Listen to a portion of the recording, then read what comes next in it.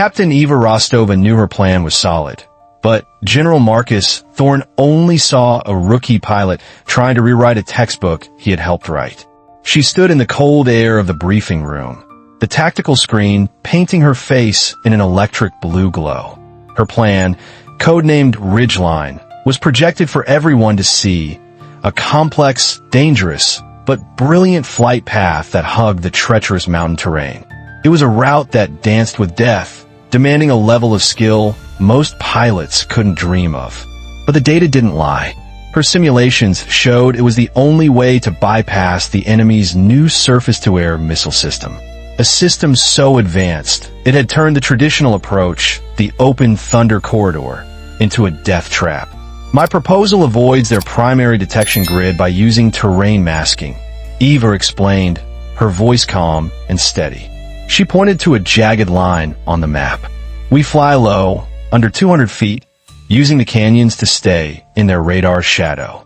It's a high-risk flight profile, but the simulations give us a 94% success probability. General Thorne, a man whose chest was a constellation of metals, leaned back, a dismissive smirk on his lips. He was a legend forged in past conflicts, and he saw the world through that lens. Data was just numbers. True warfare was about overwhelming force, not hiding in valleys. He didn't even look at the data streams Eva had prepared. He looked at her, seeing only her youth, not her credentials. "Captain," he began, his voice booming, "I've been flying missions in this part of the world since before you were born. The Thunder Corridor is the fist of God. We don't sneak. We strike." A murmur went through the room. The other pilots nodded in agreement. Among them was the general's own son, Lieutenant Alex "Hotshot" Thorne. He sat straight, desperate to live up to his father's colossal shadow. He saw the logic in Eva's plan, but he also saw his father's piercing gaze. The choice was never his. "Sir, with all due respect, our intel confirms the new SAM system is fully operational," Eva countered. "The corridor is a kill box. They're expecting us there. My plan isn't about cowardice, it's about precision." She tried to keep the emotion out of her voice, to let the logic speak, but she could feel the walls closing in. The room was thick with tradition and ego. General Thorne stood up, dominating the room. He walked to the screen and jabbed a finger at the wide, red-marked Thunder Corridor. "This is the path of warriors, Captain. Your ridgeline is a coward's flight. We do things the way they've always been done because it works." He turned to his son. "Lieutenant Thorne, you will lead the strike package. You will fly the corridor." The general's eyes locked with his son's, a silent command passing between them. Alex stood up, his voice clear but tight. "Yes, sir. We'll get it done, sir." He shot a quick, apologetic glance at Eva before turning away. The general looked back at Eva, his expression final. "Your proposal is rejected, Captain. You and your wingmen will remain on standby. Maybe watching a real mission will teach you something." The dismissal was absolute. The pilots filed out, a mix of bravado and nervous energy filling the hallway. Eva remained, staring at the map. The jagged, life-saving line of her plan seemed to mock her. She knew this was a mistake, a deadly one. She felt a cold dread settle in her stomach. She had presented them with the key to survival, and they had chosen the path to destruction, all because an old general couldn't see past his own legend. The roar of the F-35s taking off was a sound Eva knew well, a symphony of power she usually loved. But today, it sounded like a funeral dirge. From the command center, she watched the four-ship formation, led by Alex "Hotshot" Thorne, become green blips on the main tactical screen. They flew with perfect precision, but skill meant nothing when you were flying into an ambush. The general stood at the center of the room, his arms crossed confidently. He saw brave sons of America flying into glory. Eva saw lambs flying to the slaughter. For 20 minutes, everything was textbook. The jets entered the Thunder Corridor. Alex's voice crackled over the comms, confident and clear. "Viper Squadron entering the corridor. All clear. The sky is ours." In the command center, a few officers relaxed, shooting smirks in Eva's direction. She ignored them, her eyes glued to the sensor data feeds the general had dismissed. Her screen showed something else. Faint energy signatures from the ridges. They were being painted by a radar, so new it was barely detectable. Viper lead, this is Valkyrie, Eva said in her mic. I'm tracking energy spikes on your flank. Recommend you. Stand down, Captain. General Thorne's voice cut her off. Let my pilots do their job. Eva fell silent, her hands clenching into fists. On the screen, she saw it. A sudden, terrifying bloom of red symbols. The trap was sprung. The comms channel erupted into chaos. Sam launch. Sam launch. Multiple launches, a voice screamed in panic. Viper 2, break right. Flares, flares. On the main screen, the green blip scattered. Too late.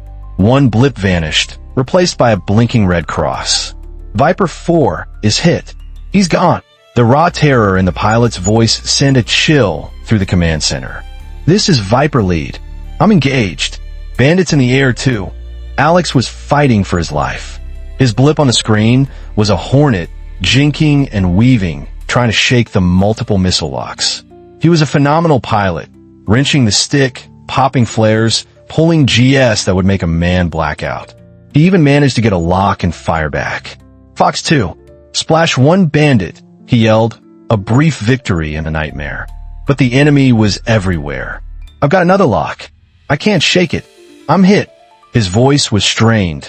The jet's automated warning system, a high-pitched scream in the background. His green blip turned yellow, then critical red, losing altitude at an impossible rate. My engine's on fire. Controls are gone. I'm punching out. The final transmission was a desperate call. Mayday, mayday, mayday. Viper 1 is down. I'm ejecting. The communication cut to static. His blip disappeared, replaced by a single, pulsing icon indicating a pilot on the ground, deep inside the kill box he was sent into. A stunned silence fell over the command center. General Thorne stared at the screen, his face ashen, his cocky smile replaced by the horrified expression of a father who had just sent his own son to his death. The silence in the command center was a physical weight, crushing and suffocating. Every officer stood frozen, their eyes fixed on the lonely beacon pulsing on the map. It was Alex's survival signal, a tiny spark of life in a sea of red. But it was a spark that was fading fast. Enemy ground forces were converging. A timer appeared next to his icon. Estimated 30 minutes until capture. Give me a CSAR package in the air now. General Thorne roared, his voice cracking. The command center jolted back to life, but it was a life of futility. A young lieutenant approached the general, his face pale. Sir, we can't. The same SAM system is still active. Any helicopter we send will be shot down. Standard CSAR is a no-go, sir. It'd be a suicide run. The general's face contorted. Then find another way. Scramble a drone. They're jamming our drones, sir, another officer reported. Any fighter will face the same threat. Every solution was a dead end. Every door was slammed shut. The general paced like a caged lion, his composure shattered, revealing the terrified father beneath. He stared at the giant tactical map, his eyes tracing the deadly red line of the Thunder Corridor, and then his gaze drifted to the jagged, blue line of the plan he had so arrogantly dismissed. The line that was now the only path. The room fell silent again as General Thorne stopped pacing. He turned slowly, his eyes finding Captain Rostova. She hadn't moved. She stood by her console, watching, her expression unreadable. She wasn't gloating. She was just ready. In that moment, everyone understood. Their only hope was the pilot he had publicly shamed. With the weight of every eye on him, General Thorne walked across the floor. He stopped in front of Eva, his shoulders slumped. The Titan looked broken. He didn't give an order. He asked. His voice, once a roar, was now a raw whisper. Captain, your plan. He swallowed hard. The ridgeline, can you still fly it? Can you bring my son home? The question hung in the dead air. It was a surrender, a confession. Eva met his gaze. There was no hint of I told you so. There was only a cold, focused professionalism. She gave a single, sharp nod. That's what I do, General. The words, spoken so quietly, echoed through the silent room with the force of a thunderclap. Without another word, Eva turned and walked towards the flight line. Her ground crew was already scrambling, prepping her F-35 for a mission that didn't exist on any official roster. As she walked, the other pilots and officers parted before her, a silent corridor of respect opening up. She was no longer a rookie with a radical idea. She was their only chance. Eva Valkyrie. Rostova didn't run to her jet. She walked with a deliberate calm that radiated absolute control. The chaos of the command center melted away, replaced by the familiar sounds and smells of the flight line. Her F-35 sat waiting, its belly loaded with a specific ordnance package she had requested. They thought she was just a pilot. They didn't know she was a hunter. Strapped into the cockpit, she went through her pre-flight checks, a ritual that sharpened her focus to a razor's edge. Her world shrank to the glowing displays, the feel of the throttle and stick in her hands. She was no longer Captain Rostova. She was Valkyrie, and she was going to war. With a final clearance, she pushed the throttle forward.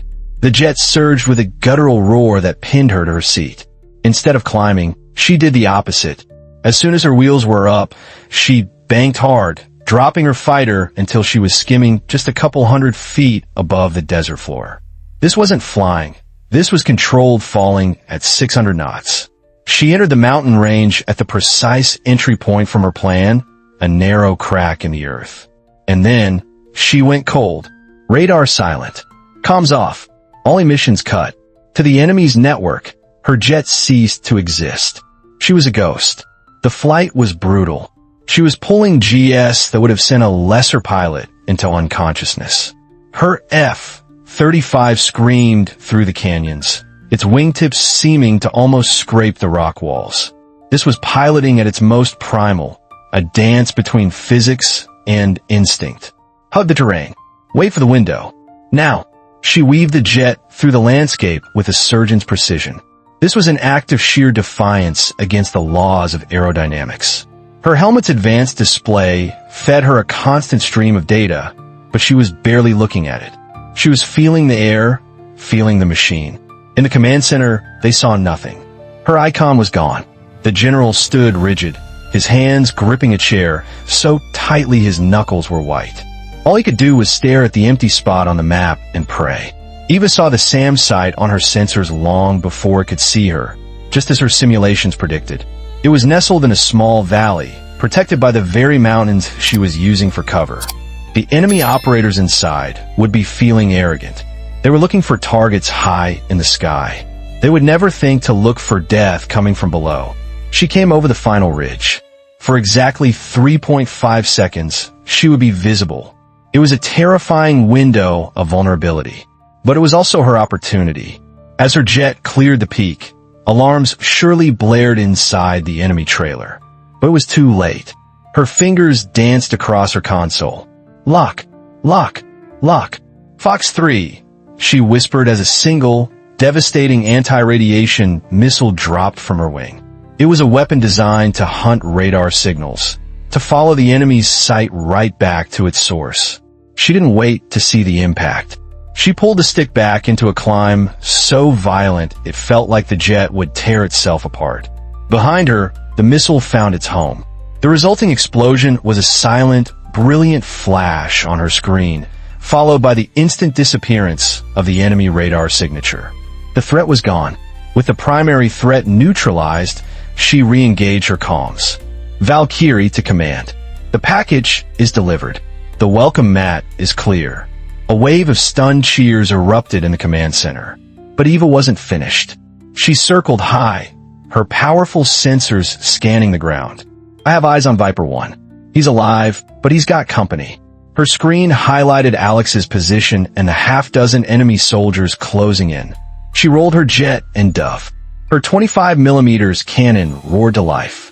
The ground around the enemy soldiers erupted in dirt and rock, a precise wall of fire that sent them scattering. She was pinning them down, buying time. Rescue bird, you are cleared hot. She radioed to the inbound CSAR helicopter. I'll be your eyes and your shield. For the next 10 minutes, she was a guardian angel circling overhead. She watched the helicopter swoop in, watched the elite PJs, the pararescue jumpers, hoist a wounded but alive Alex Thorne into the cabin, and then watch them climb safely away. Only when the helicopter was clear did she bank her F-35 and head for home. Mission complete. Eva's F-35 touched down on the runway, the setting sun glinting off its canopy. As she taxied towards the hangar, she saw him. General Thorne was standing alone on the tarmac, a solitary figure against the vast, empty airfield. Medics had already rushed his son to the infirmary. Alex was alive because of her. She killed the engine, the sudden silence deafening. As the canopy hissed open, she completed her shutdown sequence. She didn't look at the general, but she could feel his eyes on her. When she finally unstrapped and climbed down the ladder, he was still there, waiting. He looked older, the arrogance gone, replaced by something heavy. He didn't speak. He didn't offer a handshake. Instead, he did the one thing that mattered. He drew himself to his full height, brought his hand to his brow in a sharp motion, and rendered a salute. It wasn't a general saluting a captain. It was a warrior saluting a warrior. It was an apology, an admission, and the highest form of respect he could give. Eva stopped, stood straight, and returned the salute, her own motion just as crisp. Their eyes met. No words were needed. Everything was said in that silent gesture. Some victories aren't won against an enemy, but for the right to be heard. And Captain Eva Rostova's voice was now heard, loud and clear.